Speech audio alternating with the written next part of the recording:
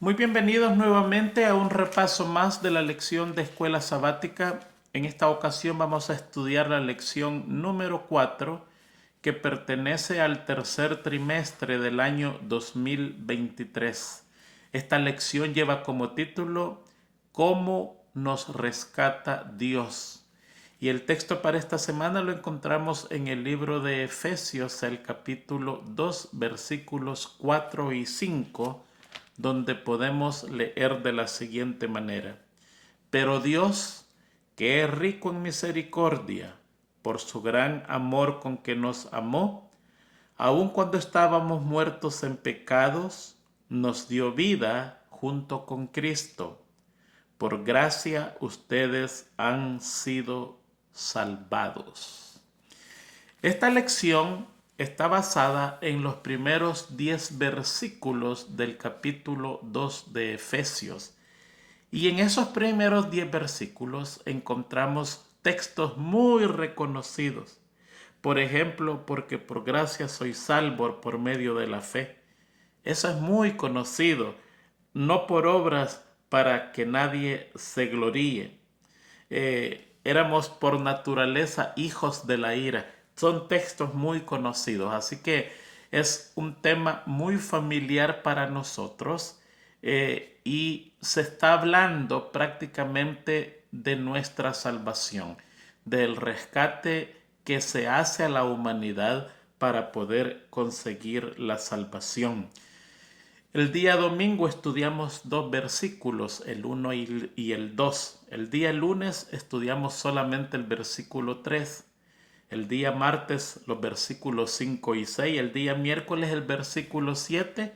Y el día jueves el versículo 8 y 10. Son muy poquitos versículos por día para estudiar.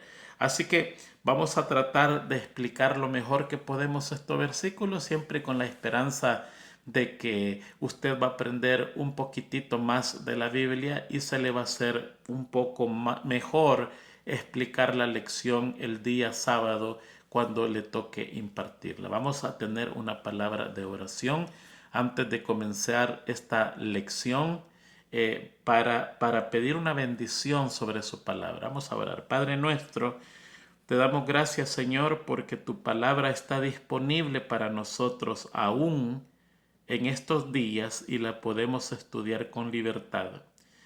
Hoy vamos a estudiar de tu salvación, de tu gracia, del infinito amor y sacrificio hecho para nosotros. Que tu Santo Espíritu nos enseñe y nos dicte en nuestros corazones lo que necesitamos aprender de esta lección. Perdona nuestros pecados y sé tú el Maestro, Señor, para que aprendamos realmente lo que tu palabra nos enseña en esta semana. En el nombre de Jesús. Amén. Muy bien. Vamos a comenzar en el día domingo, que se titula En otros tiempos muertos y engañados por Satanás. El versículo 1 y 2 de Efesios 2 dice: Y Él os dio vida a vosotros cuando estabais muertos en vuestros delitos y pecados, en los cuales anduvisteis en otro tiempo, siguiendo la corriente de este mundo, conforme al príncipe de las potestades del aire, el espíritu que ahora opera en los hijos de desobediencia. Muy bien. La primera cosa que nosotros necesitamos comprender es que las primeras palabras "y Él os dio vida a vosotros" no están en la Biblia. El traductor las puso, y las puso con una razón fundamental y aceptable. Eso, "y Él os dio vida a vosotros", en verdad es una expresión prestada del mismo capítulo en el versículo 5. Si usted lee Efesios 2:5, dice: aún estando nosotros muertos en pecado, nos dio vida juntamente con Cristo. ¿Por qué el traductor le pone esas palabras "y Él os dio vida a vosotros"? porque si no, no se entendiera lo que Pablo está tratando de decir. Recuerde que el capítulo 2 es la continuación del capítulo 1 y el capítulo 1 termina hablando de la resurrección. Y aquí, para entender que continúa el tema de la resurrección, el traductor dice, y Él os dio vida a vosotros. Entonces ahora se comprende la expresión bíblica. De otra manera no se pudiera comprender. Y es correcto porque está hablando de resurrección. Resurrección es volver a tomar vida. Y cuando el capítulo 1 termina con la resurrección, el capítulo 2 es necesario ponerle eso para que sepamos que está hablando de la resurrección. Fíjense que allí dice, y Él os dio vida a vosotros cuando estabais muertos en vuestros delitos y pecados. Aquí la palabra estabas muerto está hablando de una manera espiritual, no de una manera física. No, la persona tiene toda su acción física está correcta. Camina, habla, respira, piensa y actúa. Aquí lo que Pablo está diciendo, que nosotros estábamos muertos espiritualmente. Para entender qué es estar muerto espiritual, tenemos que entender qué es estar muerto físicamente. Por ejemplo, vamos a ir a un funeral. Allí está el féretro, allí está el sarcófago y allí está la persona muerta. En el servicio funeral se está tocando una música de esperanza, música suave, pero el muerto no oye. Este es un funeral de un hermano adventista, por supuesto. En ese mismo servicio funeral, sus amigos van a hablar de él. Van a decir palabras hermosas. Casi siempre las palabras hermosas las decimos cuando se muere la persona. En vida, ¿qué nos cuesta decirle palabras hermosas a la persona? Pero ya cuando se esté dando estas palabras hermosas de sus amigos, de los dirigentes de la iglesia, del pastor, el muerto no las oye. Se le van a llevar flores, lindos ramos de flores, de rosa, una fragancia exquisita. El muerto no puede percibirlas, no escucha, no ve, no olfatea, no sabe nada, está completamente muerto. No escucha lo que se está diciendo de él, ni la música, no nada. Y eso es exactamente lo que pasa en el mundo espiritual. Se está hablando de Dios y la persona que está muerta espiritual no puede descubrir la belleza de la religión. Se hace un llamado para que acepte a Dios y esta persona no puede escuchar el llamado para aceptar a Dios. Se habla del amor de Dios y ellos no entienden el amor de Dios. No le importan las cosas celestiales. ¿Por qué? Porque está concentrado con las cosas terrenales. Su mundo es vivir lo que la tierra da. Estamos concentrados en el trabajo, estamos concentrados en nuestra casa, en el viaje, en vacaciones, estamos concentrados en todas esas cosas y rara vez se puede pensar en el mundo espiritual. Y aquí Pablo está diciendo que estábamos muertos y dice, os dio vida cuando estabais muertos en vuestros delitos y pecados. Estaban muertos espiritualmente. Estando muerto espiritualmente, cuando no importa las cosas espirituales, viene Dios y le entrega vida. Ahora fíjense bien, que allí habla de delitos y pecados. Ahí hay dos palabras que usualmente en la Biblia se usan aparte, nunca se usan en conjunto. Estaban muertos en delitos y en pecado. Muchas veces va la palabra delito y muchas veces va la palabra pecado separadamente.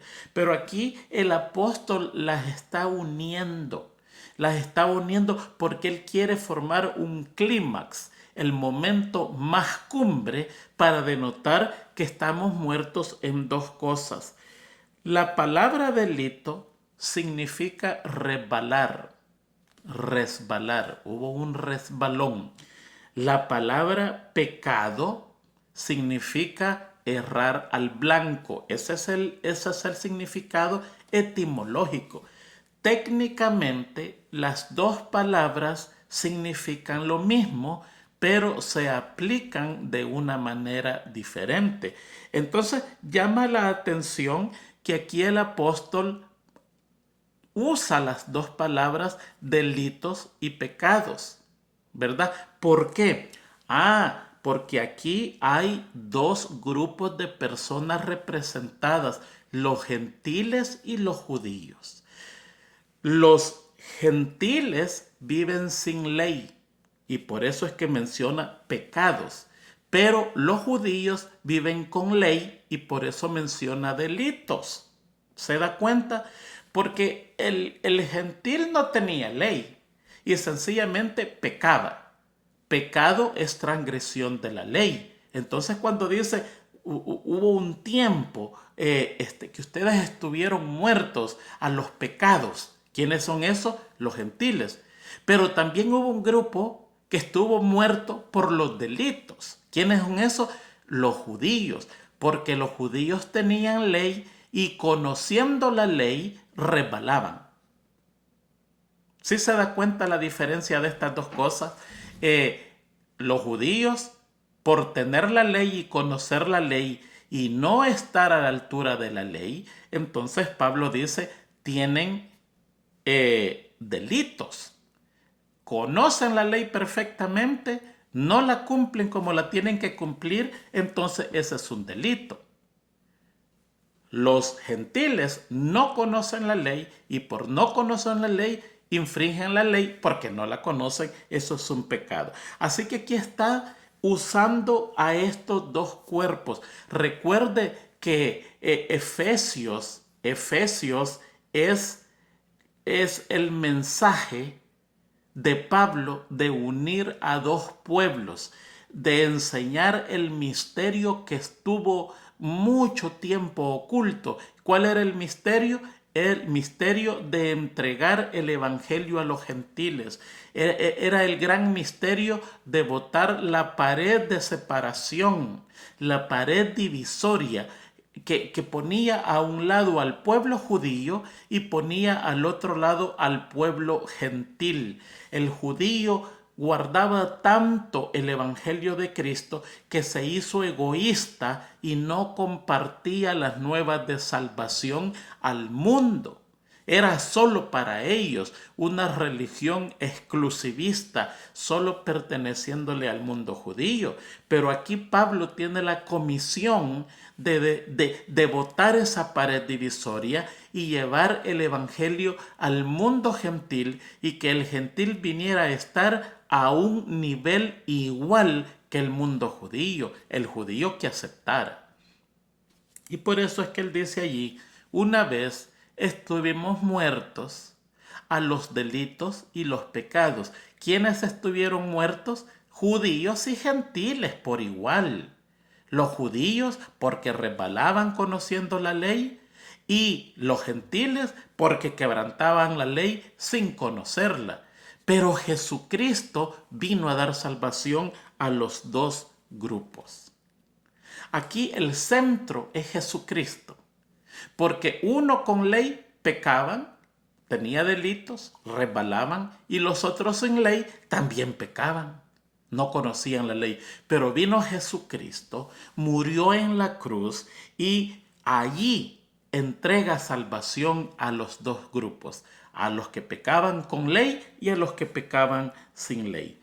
El siguiente versículo, el versículo 2 dice, en los cuales anduvisteis en otro tiempo, siguiendo la corriente de este mundo, conforme al príncipe de la potestad del aire, el espíritu que ahora opera en los hijos de desobediencia. Mire, esta frase, el príncipe de este mundo, es una frase muy conocida en toda la Biblia. Juan 12:31 dice, ahora el juicio de este mundo, ahora el príncipe de este mundo será echado afuera. Esto es Jesucristo hablando de Satanás. Se le dice el príncipe de este mundo, lo reconoce Jesucristo mismo, no porque es un título de gran cosa, sino porque es un título de usurpación. Él ha robado prácticamente el derecho a este mundo. Adán hipotecó este mundo. Lo hipotecó sin razón y sin sentido, y ahora el diablo toma el acta de propiedad de este mundo, las escrituras de este mundo, y él se hace y se declara el dueño. Para pagar esas hipotecas, el pago que se tuvo que hacer fue extremadamente grande, que es la muerte de Jesucristo. Juan 14:30 dice, no hablaré ya mucho con vosotros, porque viene el príncipe de este mundo y él nada tiene en mí. Entonces, esta frase es comúnmente conocida, pero aquí se vuelve complicada la frase porque le ponen otro título más, conforme al príncipe de las potestades del aire. Y allí es donde ya el texto se complica un poquitito. Estudiando un poquitito eso, según la tradición judía, los demonios viven en el aire. Y ya eso quizás no nos tendría que causar mucha admiración, porque ellos se transportan volando, son seres celestiales caídos. Su origen es el cielo, son ángeles caídos, y la manera de transportarse de un ángel es volando. La Biblia dice que a Lucifer se vio volar, caía del cielo como un rayo. Ellos vuelan, esa es la manera que se transportan, y son velocísimos, son seres veloces. Fíjense que en el caso de Lucifer se le ve caer del cielo como un rayo.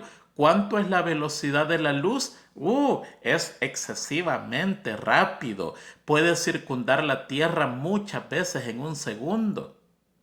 Aquí la única que conocemos que es más rápido que la velocidad de la luz para transportarse es la velocidad del pensamiento, y eso lo tiene el ángel Gabriel. El ángel Gabriel no tiene la velocidad de la luz, sino que la velocidad del pensamiento. ¿Por qué? Porque la velocidad de la luz en línea recta le ayuda, pero cuando usted va a un determinado punto tiene que ir despacio porque es muy rápido. Pero la velocidad del pensamiento es diferente. Daniel comienza a orar para aprender la visión, no entiende la visión y quiere que se le explique. Y mientras comienza a orar, Dios manda al ángel Gabriel. El ángel Gabriel dice, el mundo, tal país, tal ciudad, tal calle, allí voy y ahí llega. Es como que usted cierre los ojos y piensa en su casa y los abra y ahí está. Es cosa impresionante. Entonces, aquí dice el texto que el príncipe de este mundo es potestad en el aire también.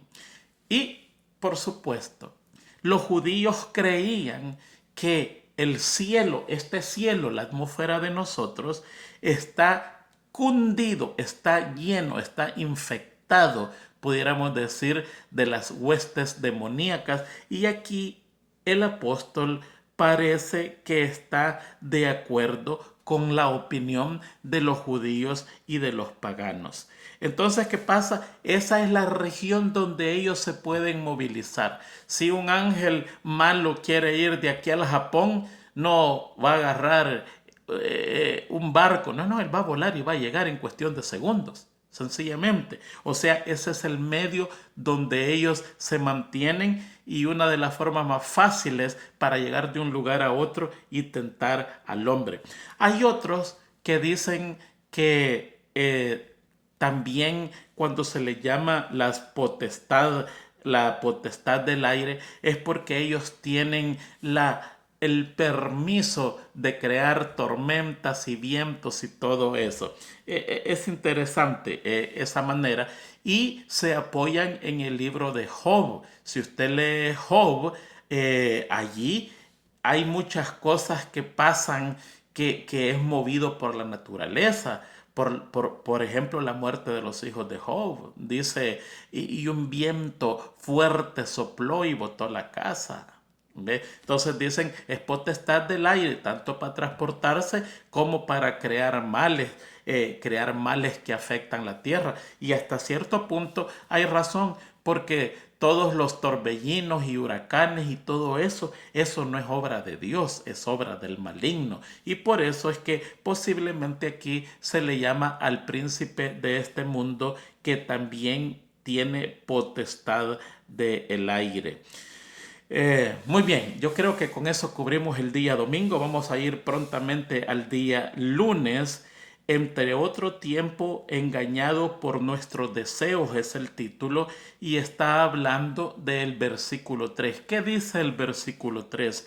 Entre los cuales también todos nosotros vivimos en otro tiempo, en los deseos de nuestra carne, haciendo la voluntad de la carne y de los pensamientos, y éramos por la naturaleza hijos de ira, lo mismo que los demás. Fíjense bien. Aquí tenemos que poner un poquitito de atención, porque en el capítulo 1 y 2, Pablo no se incluye en él, incluye a los demás, pero no él. El versículo 1 dice, y él os dio vida a vosotros. Él no está incluido allí.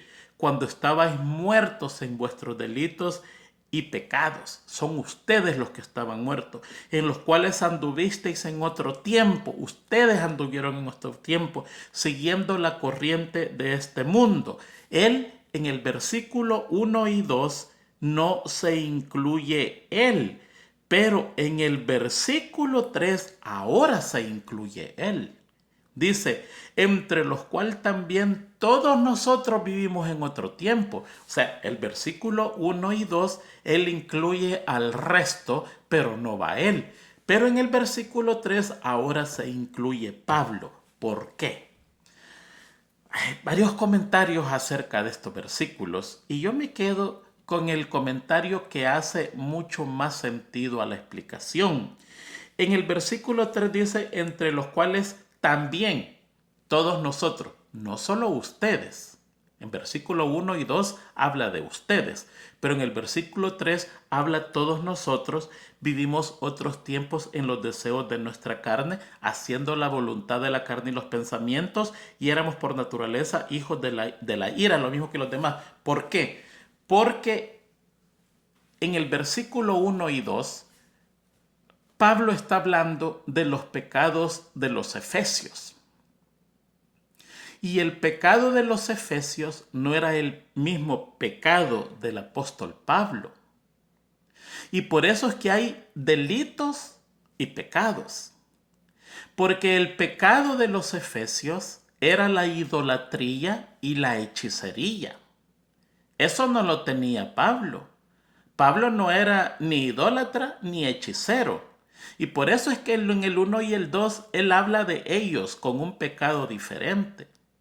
Pero en el versículo 3 se mete él también, porque él es pecador, aunque no idólatra ni hechicero, pero es profanador y perseguidor.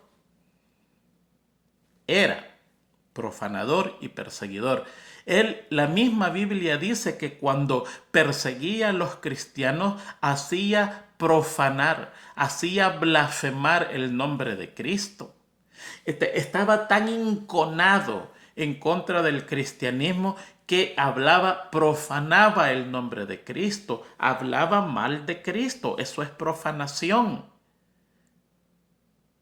Profanar es tomar las obras de Dios y dárselas al diablo. Fíjense que cuando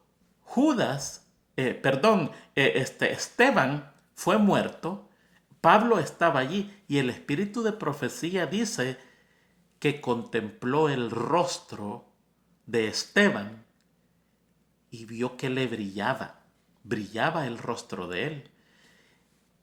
Vio con la mansedumbre con que perdonó a las personas que le estaban haciendo mal. Contempló la quietud de su muerte viendo el cielo. Vio el rostro de él como un ángel que brillaba y eso le atravesó la mente. Y se fue a pedir ayuda a los sacerdotes y les dijo, cuéntenme, ¿cómo es eso que estamos matando a un hereje y al hereje le brilla el rostro? El hereje perdona, el hereje es pacífico. ¿Cómo? ¿Cómo es eso? Y dice el espíritu de profecía que tomó mucho tiempo para los sacerdotes hacerle entender que las obras que hacían esto, las hacían en el nombre del diablo y no en el nombre de Dios. Eso es profanación. Echarle las obras que Dios hace al diablo. Y él era un profanador. Y encima era un perseguidor. Entonces en el versículo 1 y 2 dice, ustedes que algún tiempo estuvieron en pecados. Él no tenía ese pecado. No tenía idolatría ni hechicería. Por eso es que en el 1 y el 2 él no se mezcla. Porque ese no era el pecado de él. Pero en el 3 se mezcla ahora. Porque aunque no era el pecado, hechicería e idolatría, el pecado de él era peor. Aquellos estaban ignorantes en los pecados, pero él estaba ignorante en los delitos. Y por eso es que el versículo 1 y 2 dice que estabas muerto en delitos y en pecados. Por eso es que mete esas dos palabras, porque los efesios estaban muertos en pecados. ¿Cómo? En idolatría y hechicería. Pero él también estaba muerto en delito, resbalaba de la ley porque estaba practicando profanación y persecución y muerte, asesinato y dolor. O sea, en el versículo 3, él dice, entre los cuales también todos nosotros vivimos. Ahora yo me incluyo, porque yo no tuve el mismo pecado de ustedes, pero yo tuve otros. Ustedes eran idólatras y hechiceros y brujería y practicaban eso. Yo no los tenía, pero yo era profanador y perseguidor. Ahora me incluyo yo. ¿Se da cuenta? Es bien interesante esos primeros 3 versículos. Tiene mucha significancia en unas palabras, delitos, pecados. ¿Por qué él no se incluye y por qué después se incluye? Porque hay 2 grupos diferentes y el libro de Efesios, aunque es para los de Éfeso, es también para toda la iglesia y también para el mundo judío.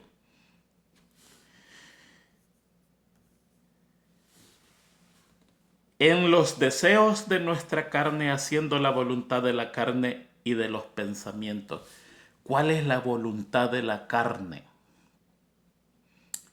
¿Cuál es la voluntad de los pensamientos? Dice que allí, en un tiempo, estuvieron engañados porque se mantenían haciendo los deseos de la carne, haciendo la voluntad de la carne y los pensamientos. ¿Qué es la voluntad de la carne?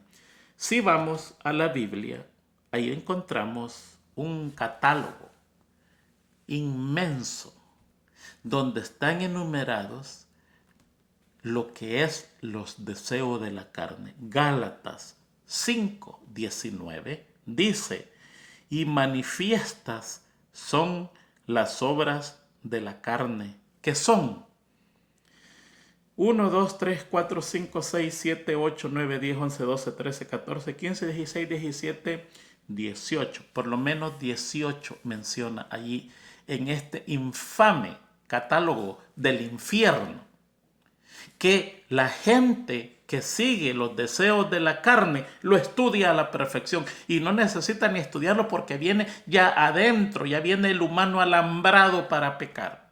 Aquí la lucha con el cristianismo es cortar esos alambres y alambrar la mente correctamente con lo divino. Pero ya venimos alambrados para pecar. En pecado me concibió mi madre, dice la Biblia. Naturalmente pecamos. Y si no, fíjense un niño pequeñito que no sabe ni que él existe, ni sabe si es varón o es mujer, no sabe de su papá, no sabe de su mamá, pero nace egoísta. Quiere el amor de su papá solo para él. Quiere el amor de su mamá para él. Quiere el juguete solo para él. Quiere todo para él. Él es el primero y él es el último. Es celoso, es egoísta. Y usted va a decirle, mira, estás pecando, te vamos a explicar. No entiende nada, pero naturalmente ya viene alambrado para pecar. El egoísmo es es la raíz de todos los pecados. Naturalmente egoístas nacemos. Y ahí dice Gálatas 5:19, y manifiestas son las obras de la carne, que son adulterio, fornicación, inmundicia, todo lo que tiene que ver con hechicería y todas esas cosas. Lascivia, ¿sabe lo que es lascivia? Es la expresión de los deseos sexuales por medio de los sentidos. Un guiñón de ojo, una mirada media extraña. Todo lo que usted usa los sentidos para expresarle a otra persona el deseo sexual por él o por ella, eso es lascivia. Idolatría. Idolatría es todo lo que le quita el tiempo a Dios. Idolatría es no confiar en Dios y confiar en mí o en el hombre. Hechicerías, enemistades, pleitos, celos, ira, contiendas, disensiones, herejías, envidias, homicidios, borracheras, orgías y cosas semejantes a esta, acerca de los cuales os amonesto, como ya os lo he dicho antes, que los que practican tales cosas no heredarán el reino de Dios. Y por eso dice Pablo, ustedes anduvieron en un tiempo en los deseos de la carne, pero yo también. Ustedes anduvieron haciendo una cosa diferente, yo anduve haciendo otra cosa diferente. Y los deseos de la carne es esa lista y muchísimo más que eso. Entonces ahí dice, y por eso éramos por naturaleza hijos de la ira. Fíjense que aquí, en los deseos de la carne de Gálatas 5:19, encuentra por qué nosotros somos hijos de la ira. Ahí dice que hay enemistades. Cada vez que usted se enemista con alguien, usted es un hijo de la ira, candidato al infierno. Cada vez que en la iglesia no soporta a un hermanito, porque le dicen algo, porque le llamaron la atención, está metido en un tremendo problema, como yo también. Pleitos. Los pleitos más enconados son los que pasan en la familia entre hermanos y los que pasan en la iglesia entre hermanos. Una vez se pelean dos hermanos, ¿qué cuesta reconciliar a esos dos? Una vez vi peleando a dos en nuestra iglesia. Y uno le dijo al otro, mira, le dijo, allá te voy a ver con Judas Iscariote, le dijo. Fíjese usted, allá te voy a ver con Judas Iscariote, le dijo. Ah, sí, le dijo. ¿Y sabes qué? Le dijo, yo te voy a ver ahí también y cuando pueda me voy a bajar para moverte la brasa que te arda más, le dijo. Imagínese qué deseo entre hermanos de la iglesia, en vez de echarle la mano al otro y decirle, ven hermano, perdóname, yo cometí un error, yo quiero que tú me perdones, yo quiero ser tu hermano, no quiero tener nada contra ti, vamos a la Santa Cena, no tiene ni que esperar a la Santa Cena, lávese los pies, pida perdón, pero no, ahí dice pleitos, celos, cuando alguien prospera más que uno, cuando alguien crece espiritualmente, tiene dones, hay celos, hay cólera, porque es iras, ¿no? Y ya ira ya sabe lo que es ira, contiendas, disensiones. ¿Sí se da cuenta porque somos hijos de la ira? Muchas veces tenemos enojo en nosotros mismos. Muchas veces en nuestra niñez se nos hizo algo y crecemos con un resentimiento, con una intolerancia. Somos gentes amargadas. No podemos disfrutar ni del mundo, ni de la vida, ni las bendiciones, ni de la iglesia, ni de la familia, ni de la belleza de la naturaleza, ni del trabajo, ni nada, porque somos una amargura. Otros de nosotros tenemos impulsos ingobernables, reventamos por cualquier cosa. Unos que tenemos la mecha bien cortita y otros que nacemos sin mechas. Esa mecha que se le prende, ¿ha visto esos juegos pirotécnicos, cohetes le llaman en algún lugar, que estallan, que revientan para Navidad y hace, muchos de esos traen una mechita tan cortita que cuando usted lo prende, aviéntelo rápido porque si no le revientan los dedos. Y muchos de nosotros tenemos esas mechitas cortitas y otros no tenemos mecha.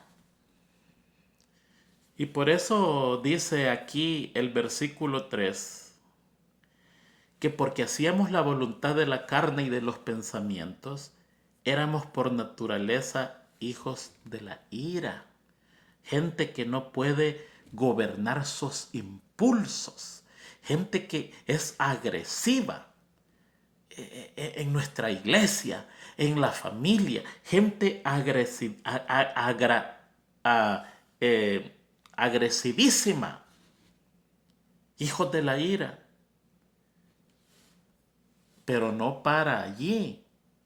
Si el versículo parara allí, estaría más o menos interesante. No, somos hijos de la ira porque nos ponemos bajo la ira de Dios para castigo y destrucción eterna al no cambiar. Miren, todos nacemos aquí, no importa cómo nazcan. Usted puede nacer judío, puede nacer gentil, puede nacer libre, puede nacer esclavo, puede nacer blanco, puede nacer negro, puede nacer riquísimo, puede ser de lo más pobre, puede ser el hijo de un rey, puede ser el hijo de un pordiosero. No importa cómo nace, a dónde nace, con qué nace. Pero todos estos que les acabo de mencionar, blanco o negro, pobre o rico, de linaje o de un pordiosero, no importa. Todos los que nacemos ahí sí somos hijos de la ira. Todos. Blanco o negro. Estudiado o no estudiado. Sabio o no sabio. Hijos de la ira. Esa es nuestra naturaleza. Nuestro comportamiento es así. Para ese remedio existe Jesucristo, que Él dice, sed mansos y humildes de corazón, no de afuera. No es que voy a morderme la lengua para guardar silencio y no... No, eso está mintiendo. El espíritu de profecía dice que nosotros tenemos que pedir el Espíritu Santo. Y cuando el Espíritu Santo se nos da a nosotros vamos a reflejar dos cosas, mansedumbre y humildad. Si usted le falta una de esas, que las dos van en conjunto, entonces no ha recibido el Espíritu Santo. Si usted es una persona agresiva, que no se le puede decir nada, intocable, orgullosa, pleitista, con enemistades, con iras, con contiendas, con disensiones, usted se está engañando solo en nuestra propia iglesia porque no ha recibido el Espíritu Santo y cuando éste se derrame, el recipiente está tan lleno de pecado que no habrá oportunidad que el Espíritu Santo se deposite en su recipiente.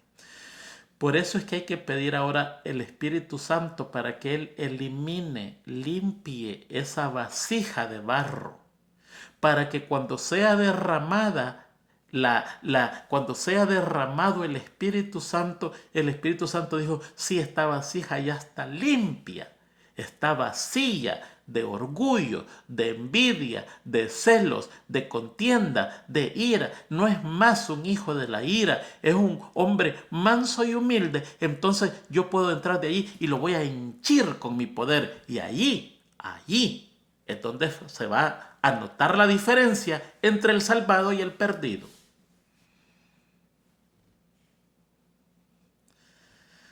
¿Quiere saber cuánto Espíritu Santo tiene usted? Mire su orgullo, mire su humildad y mire su mansedumbre. Ese es el termómetro. Si usted es rebelde, si es orgulloso, que no se le puede decir nada. Si usted no tolera a estos hermanos, si se cree, a saber qué es lo que se cree, entonces se está engañando. Nos estamos engañando. Así de simple y de sencillo. Y Pablo dice que cuando estamos nosotros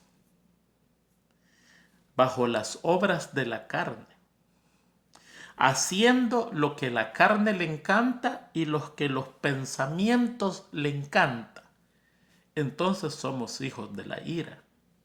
Y en un hijo de la ira no hay ni humildad ni mansedumbre, no, hay pleitos. Y en un hijo de la ira, el Espíritu Santo no puede reposar. Y en un hijo de la ira, automáticamente está sellado para perdición. Día martes. Tiempo se nos va. Ahora resucitados, ascendidos y exaltados con Cristo es el título del día martes. Efesios 2, 5 y 6. Vamos a leerlo. Aún estando nosotros muertos en pecado, nos dio vida juntamente con Cristo. Allí la Biblia pone entre paréntesis, por gracia soy salvo, porque eso no pertenece allí, pero se le agrega porque está hablando de lo mismo y se puede entender. Por gracia sois salvos, aparece en el 8 y el 9. Pero ahí está entre paréntesis, eso quiere decir que se le agregó no siendo parte del original. Y juntamente con él nos resucitó y asimismo nos hizo sentar en los lugares celestiales. Mire, esta parte ya la explicamos hace 2 semanas atrás cuando hablábamos de la predestinación. Dios vive el futuro como el presente.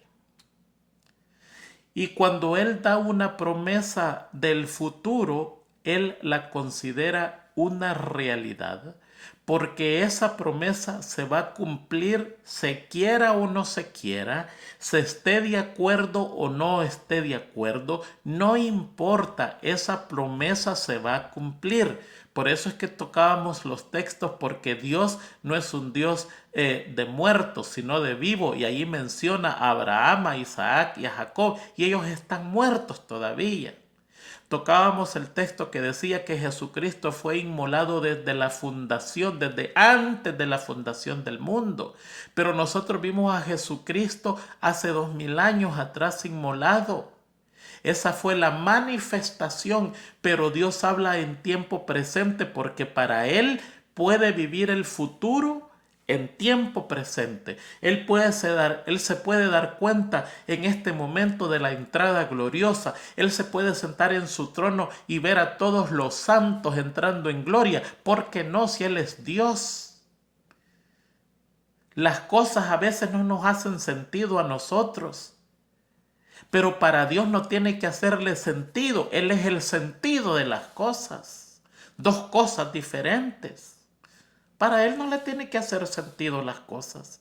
Él es el sentido de las cosas. Si usted estudia bien la plaga de granizo que cayó en Egipto, era hielo prendido en fuego. Y usted puede decir, ¿cómo el hielo que es tan frío y es agua viene prendido en fuego? La lógica humana no logra entenderla.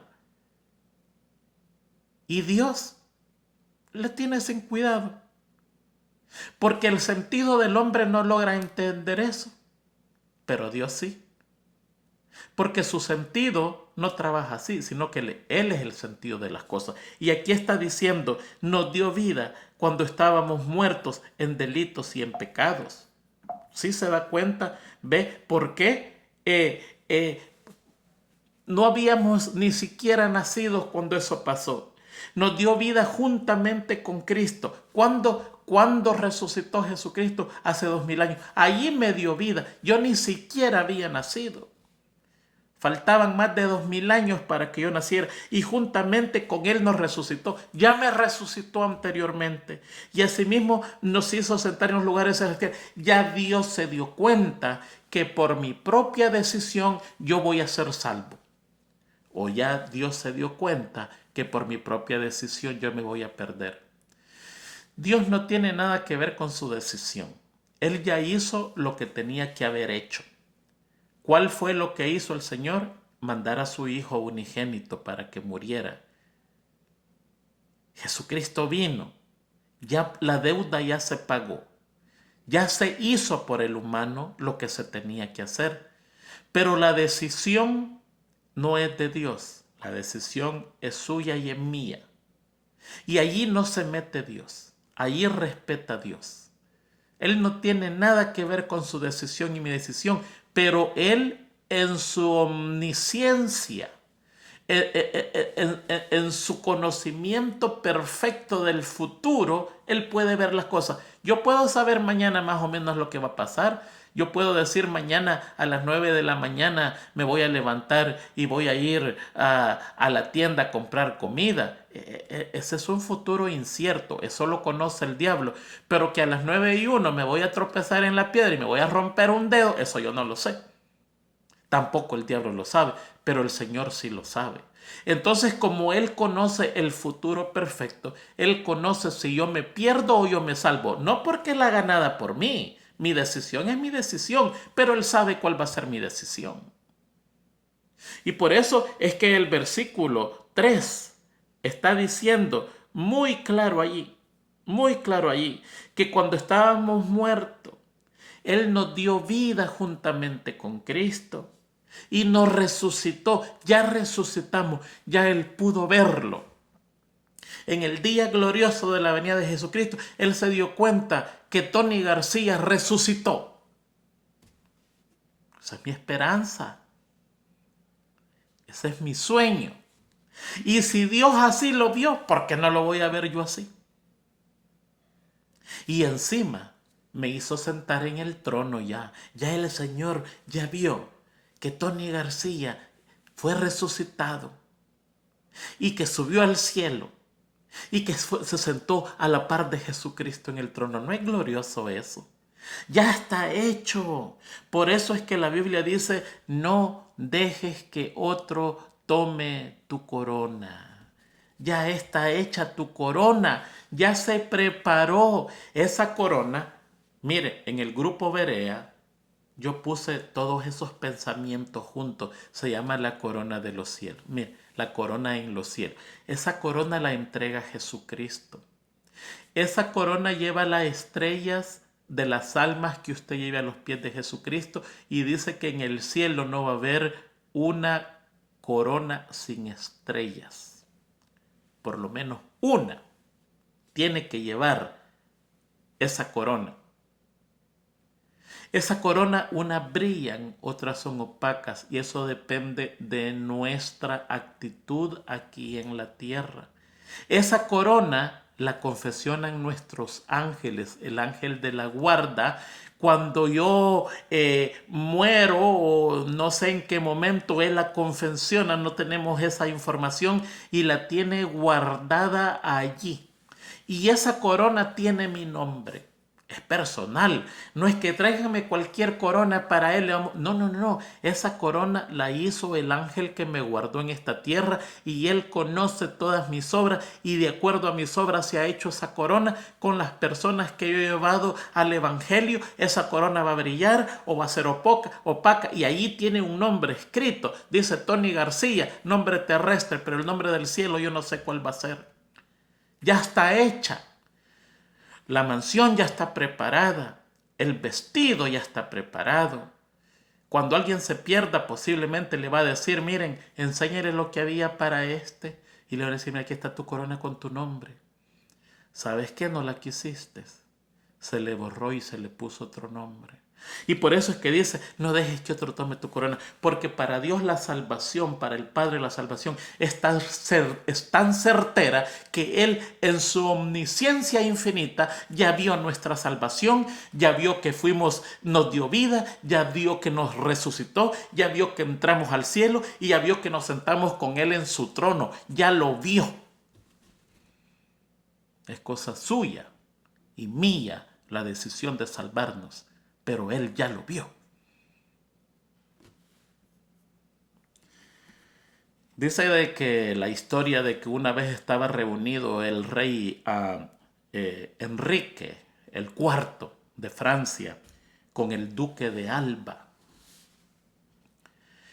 y le dice, mira, hay ciertos misterios astronómicos en las estrellas. ¿Tú has averiguado algo de esos misterios que hay en el universo nocturno? Y el duque de Alba le dijo, mi señor, le dijo, yo estoy tan ocupado con las cosas de la tierra que no tengo tiempo para estar viendo las cosas del cielo. Esa es la triste condición de muchos de nosotros. Estamos tan ocupados con las cosas de la tierra que no tenemos tiempo para ver las cosas del cielo. ¿Sí se da cuenta? Día miércoles. Ahora bendecidos para siempre por la gracia. Efesios 2:7. Para mostrar en los siglos venideros la abundante riqueza de su gracia en su bondad para con nosotros en Cristo Jesús. ¿Cuáles son los siglos venideros? Todos los siglos que están por venir por la eternidad. Mire, le voy a explicar algo rápidamente que yo creía que esta lección iba a ser corta. Yo dije 30 minutos es suficiente, pero no. En el cielo, nosotros vamos a olvidar todo lo que pasó en la tierra. Nos vamos a conocer. Ahí usted va a poder conocer a su papá, a reconocer, más bien dicho es la palabra, su papá, su mamá, sus hijos, y usted sabe quiénes son. Pero usted no va a recordar actos de la tierra. No. ¿Te acuerdas, papá, que una vez yo te iba a visitar y no te encontré porque tú andabas bañándote en el pozo? No, eso no. Eso no lo va a recordar. ¿Por qué? Porque vamos a estar rodeados de una inmensa gloria. Que lo que vamos a saber que mi papá está a mi lado y nosotros estamos absortos en un paraíso que nunca hemos visto. No hay espacio para eso. Pero al final de los 1000 años, la mente borrada. Y allí se borra toda relación que existe en esta tierra y subimos a un nivel superior de amor. El amor que tengamos al prójimo que no conocemos va a ser 1000, 2000, 3000, 5000 veces más superior que el amor más fuerte que hay aquí en la tierra. ¿Por qué eso? Porque allí se va a celebrar el juicio final y muchos de nuestros seres queridos no van a entrar al reino de los cielos. Y dice la Biblia, y las lágrimas serán enjugadas. Dios va a secar las lágrimas de ese juicio final. Y la muerte no será más, no va a haber más recuerdo. Porque si hay recuerdo, yo me voy a estar dando cuenta que me faltan 2 hijos. Y eso me va a causar tristeza. Y eso no puede ser así. Yo me voy a dar cuenta que están mis 3 hijos otros, mis 4 hijos otros. Pero de lo demás no me voy a acordar de nada. Y parece que hay un olvido total. Pero el espíritu de profecía dice que aunque se nos olvide todo, vamos a tener un pleno conocimiento de cómo fuimos salvos. Y aparentemente, de acuerdo al espíritu de profecía, vamos a dar testimonio y vamos a contar. ¿A dónde? Oh, este es un misterio que los ángeles quieren ver. Eso lo leímos la vez pasada. Y los otros mundos quieren ver nuestra experiencia, que nosotros le contemos, porque ellos ven este mundo y lo ven con horror. Entonces ahí va a haber un intercambio hermoso por la eternidad de información. Miles, millones de mundos que vamos a conocer por la eternidad que nunca hemos visto. Mundos avanzadísimos en tecnología, en ciencia, en todas las dimensiones que nos podamos imaginar. Y nosotros vamos a deleitar aprendiendo de ellos lo que nosotros nos retrasamos. Pero ellos se van a deleitar en nosotros, aprendiendo y sabiendo que una vez en esta tierra, en el nombre de Jesús, vencimos al diablo y sus demonios, y la sangre de Jesucristo nos redimió. Esa experiencia no la sabe nadie, solo las personas que habitan en este mundo.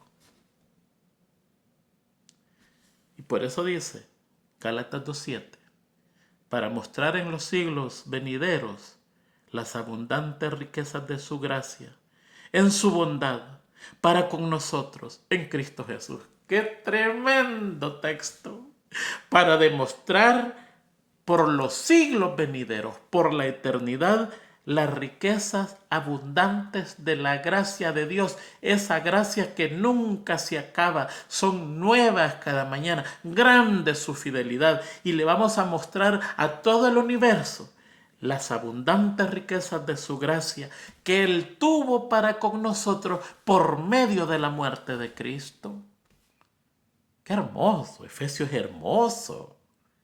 Si lo leemos rápido, casi no vamos a entender, pero si lo leemos pidiéndole al Señor que nos ilumine, ahí hay un sermón grandísimo. Por los siglos se va a mostrar a todos los demás la gracia de Dios que es tan abundante para con nosotros, los del mundo caído.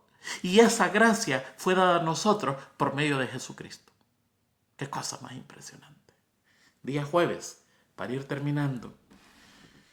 Ahora salvados por Dios es el título del día jueves y se encuentra en los versículos 8 y 10.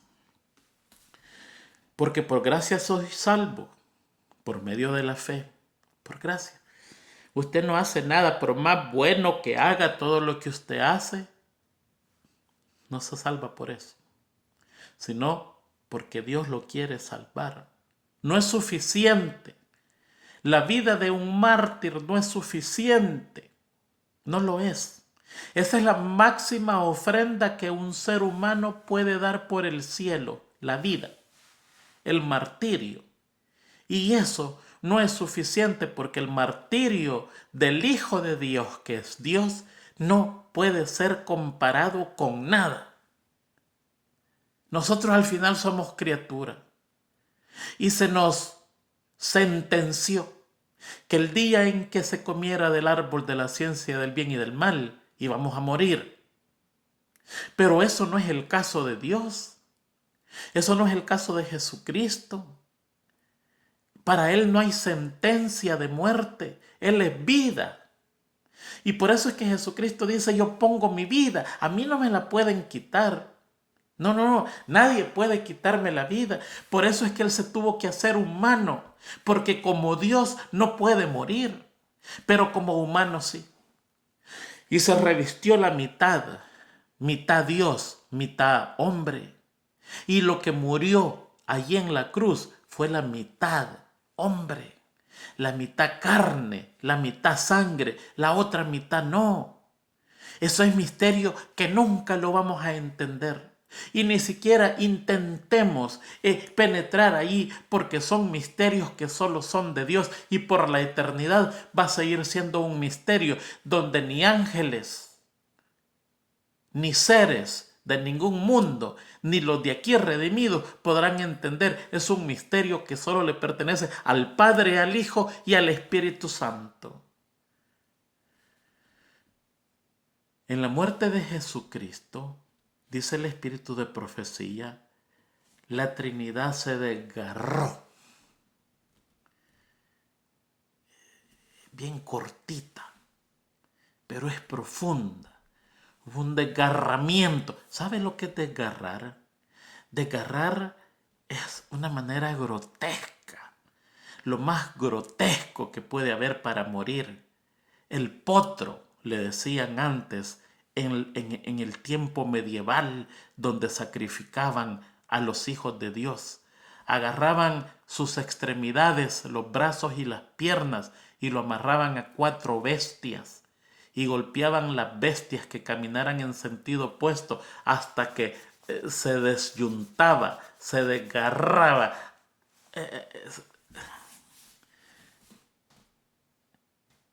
Ese dolor no lo queremos ni pensar.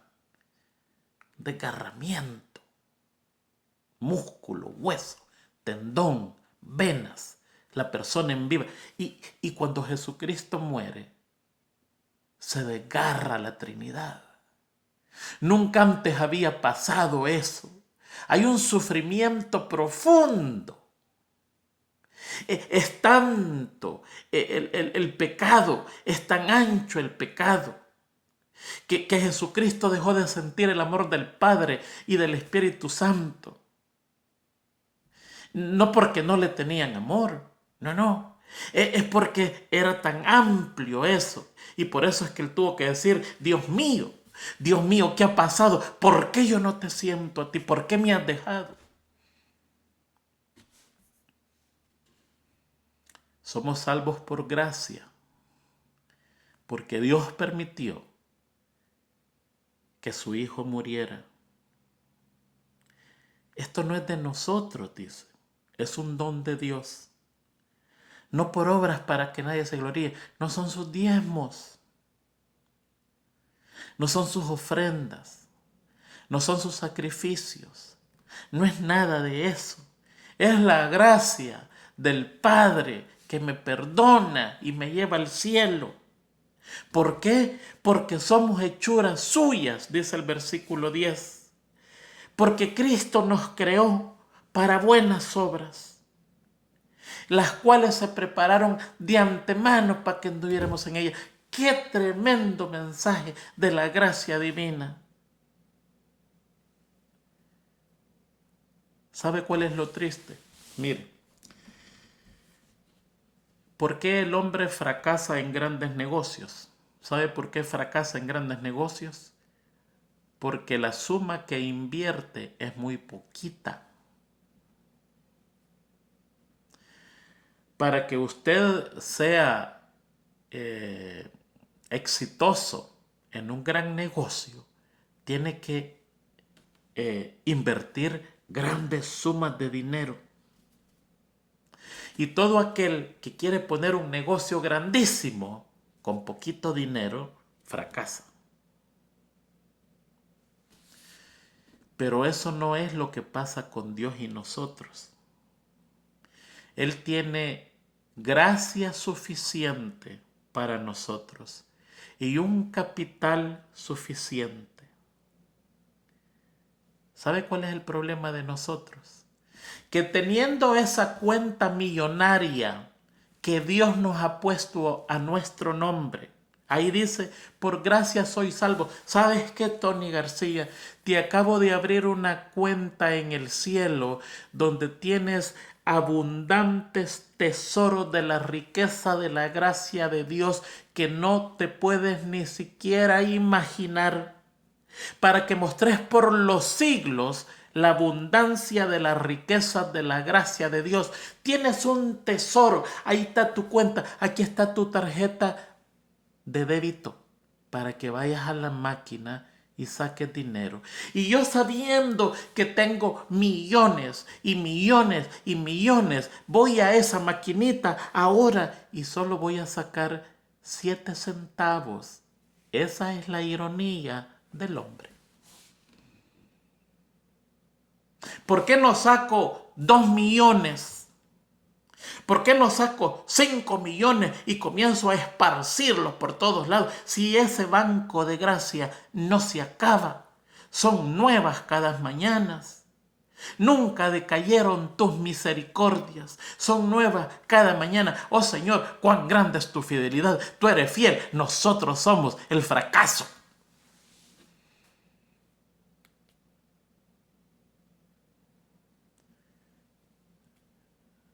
Se nos ha dado gracia, gracia en abundancias, abundantes riquezas de la gracia. Sois salvos por la gracia, por medio de la fe. Y esto no es de vosotros, es un don de Dios. Dios abrió una cuenta bancaria en el cielo. Se llama el Banco de la Gracia Eterna.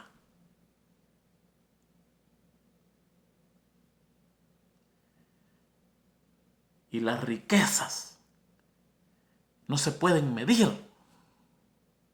Y a usted se le dio una chequera y se le dio una tarjeta de oro para que vaya a la máquina de la gracia divina y saque abundantes riquezas. ¿Por qué ser tacaños?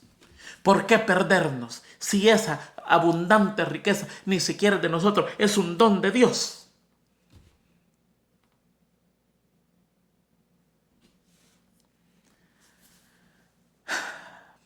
Efesios. Que Dios le bendiga, hermano. Que Dios nos ayude. No se pierda, por favor.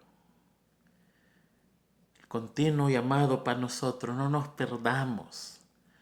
Hay tanta gracia. Usted pecó ahora, vaya y saque de esa gracia, por favor. No tenga miedo. El mismo pecado 70 veces 7.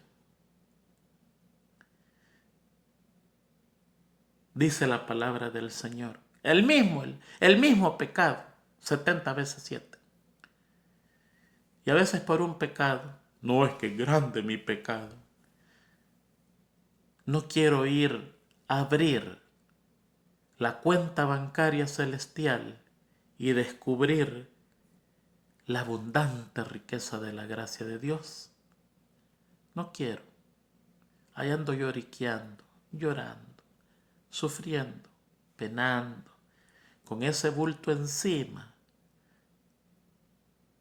cuando soy rico en gracia espiritual, porque Dios me declaró rico. Y por eso es que el versículo dice, porque por gracia soy salvo, por medio de la fe, y esto no es de vosotros, pues es don de Dios. No es por tus obras porque te vas a gloriar. No, es porque la gracia de Dios me dio. ¿Por qué? Porque yo soy hechura de Jesucristo.